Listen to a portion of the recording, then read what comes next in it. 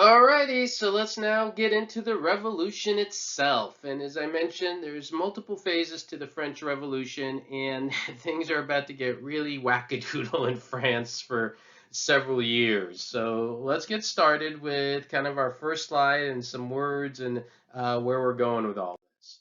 So the first, what we call phase of the French Revolution, is sometimes referred to as the liberal phase. And again, 1789 is where we're beginning all this, and that National Assembly was meeting. And that was, we said, June, July, and then in August of 1789, they put together a document. All right, so this is important. It's called the Declaration of the Rights of Man and the Citizen.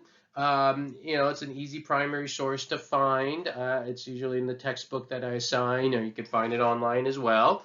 And it's worth reading this document. And because, when you're taking my class and you're studying the French Revolution, when you read the Declaration of Rights of Man and the Citizen, and I do want you to read it, it's an important primary source to read, you'll see a lot of the ideas of the Enlightenment in there. And that's where I want you to really make the connection. So don't just overlook that one. That's why I kind of really want to emphasize it. Look at it, read it, either find in your book, find it online, and make sure you're familiar with the ideas and how those ideas reflect the Enlightenment.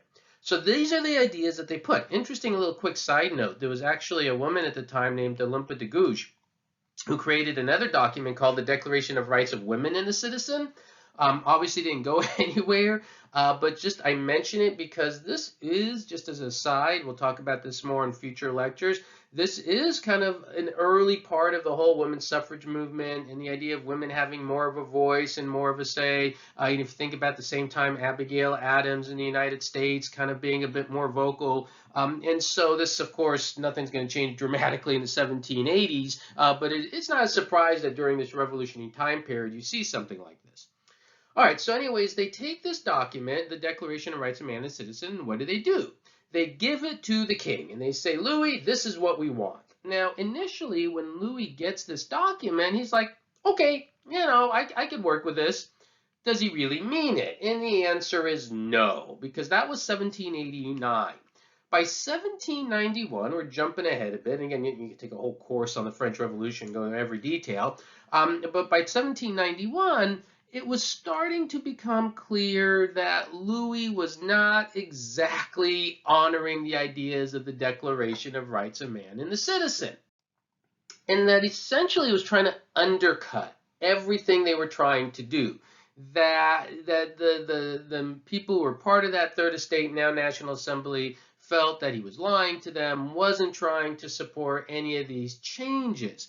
And it got pretty heated. And so we get to 1791, and as this is all happening, Louis starts to get a sense that a lot of people in France aren't happy. And what does Louis do in 1791? Well, two things are going to happen. First, what you're going to end up having is this whole new legislative assembly is going to be created. The legislative assembly is kind of an offshoot of the National Assembly because they said we need more bite to our bark, right? We're not making these changes. So you get this legislative assembly. Louis, meantime, gets very worried. And what does Louis do? Louis tries to flee. And the key word is tries. Where is he going to go? Well, remember where his wife was from? Austria. So he tries to flee to Austria. He's not going to get very far. He's actually going to get caught trying to flee. One of the things Louis did is put his face on all the money so everybody knew what Louis looked like. And he's going to get caught and he's going to be brought back and he's basically going to be put in house arrest, I guess is the best way to put it, in 1791.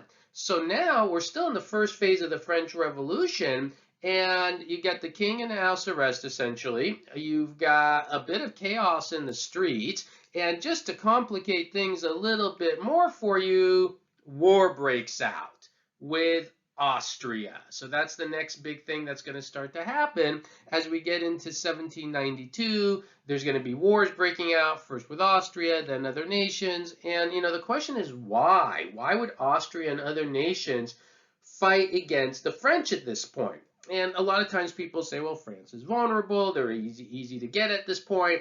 But there's another factor here. You've got to remember, anyone with a crown on their head in the 1790s is now petrified. Because if this is happening in France, where the absolute of absolute monarchs can fall, anybody with a crown on their head is in danger. So a lot of people don't want this revolution to succeed. It's a very interesting point, of course. So the question is, what's going to happen next as we move forward? Okay, so this is now what's going to happen. We're going to jump ahead a little bit more. So it's 1792, very end of 1792 now. We get into 1793. I'll explain these terms and what this is all about in a second here. The war with Austria is going. It's, not going too well. Rumors start to spread that Louis the 16th, mind you, who's basically got not too much influence at this point, is helping Austria, providing them secrets. And at this point, people are ready to find Louis and kill him. And we get to the end of 1792, 1793, Louis basically throws himself at the mercy of this legislative assembly. Now, within the legislative assembly, let me show you what's going on here. So the legislative assembly, imagine it being like a semicircle, right? And where they meet. And there were 721 members in the legislative assembly, right? 721. And within these 721 members, they all were part of the French Revolution, but there were some different philosophies on how to deal with the French Revolution. And so they sat in different parts. Some of them sat on the left and some sat on the right. And I'll explain why I'm talking about this in terms of where they sat in a minute. And so you had these two groups, the Girondins and the Montans. The Montans sat on the left, right? Make sure you get this down. So the Montans were the group that happened to sit more on the left. The Girondins were the group that happened to sit more on the right. And while all of these folks agreed with the core ideas in the Declaration of Rights of Man and the Citizen, there were 4 issues that they disagreed with. And so I want to go through these 4 issues and I want you to know them. And the first is probably the most important, is what to do with Louis. Because there were people who were part of the French Revolution, the group who sat on the right, who said, well, we pretty much got what we want. Louis is basically at our mercy. We can make him abdicate. He doesn't have to be king. We don't need a king anymore. But for the people who are on the left, they said, no, that's not good enough. We need to kill Louis. All right, so that's number 1, what to do with Louis. The people on the left wanted him dead. The people on the right were simply happy just getting him out of power. Second point, noble titles. The people on the right, sitting in the right part of the legislative assembly, were perfectly fine with just getting rid of of keeping noble titles, but they want the nobles to pay taxes and pay their money as well and not get all the special privileges. The people on the left said, no more noble titles. We should get rid of all nobility. We should even kill some of the nobility. They were very adamant about some of that. A third thing was the voting rights. And the people who sat on the right said, well, you should have a little bit of property to vote. Not everyone should be able to vote in France. And the people on the left said, no, every male, still just men, not women, but every male should have a right to vote, period, right? And then the 4th issue was the church. And there were people on the right, same thing, who said, well, as long as the church is not getting all these special privileges and tax breaks and all these things, and, they're not abusing their power, we're happy. There were people on the left, guys, who wanted to close and get rid of the churches in France. They just hated anything associated with the church. And so they have to decide what to do here. And, which group, the Girondins or the Montans, are going to become more influential starting 1792, 1793. And I'll explain that in a second. But real quick, I don't know if you picked up on this, the whole left-right, and so if you think of politics today, you think of left and right on the political spectrum. Left people think is more radical, right, more conservative. That's where these expressions come from. It just happens to be where each group sat. So, you have in the political spectrum, theoretically the center, then you have the left, and then you have the right. Although I always explain this to students, I don't really like the way this is described, because I tell people if you go far enough left politically and far enough right politically, it's basically the same thing. I mean, if you go far enough left, you get to communism. You go far socialism, communism. You go far left right, you get to fascism. What's the difference between the two? Basically nothing. They're both totalitarianism. So I actually usually prefer, in terms of political explanations, to explain it that you have on one side kind of anarchy, and then as you go through the political spectrum, you have more and more and more government until you get to the end. And at the end, you have your communists, your fascists, your Nazis, your totalitarian regimes. Or make it like a circle or something, but the straight left, right is not quite accurate. Anyways, just a little side note there, but interesting. So now what? So who's going to emerge? Which side? And it all comes down to what to do with Louis. And they have a vote on what to do with Louis.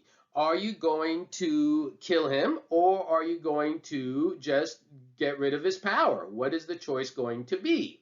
And so the verdict is, I'll give you the exact numbers here. 361 to 360. Oh, so close. They decide to execute Louis. And with that, clearly which side won, it was going to be the left. It wasn't quite that close. I looked up some more details on it once. It was 361 who voted for death. 26 more voted for death with possibility of reprieve. 46 voted for death under certain conditions. Only 286 voted just to depose him from power, and a couple more voted just to put him in prison or something. So it wasn't quite as close, but clearly this means that the left is going to win, which also means the French Revolution is about to go into another direction. And unfortunately for many people in France, it's going to be a dark one. And I'm going to talk about that in our last bit of information on the French Revolution. All right. Thank you.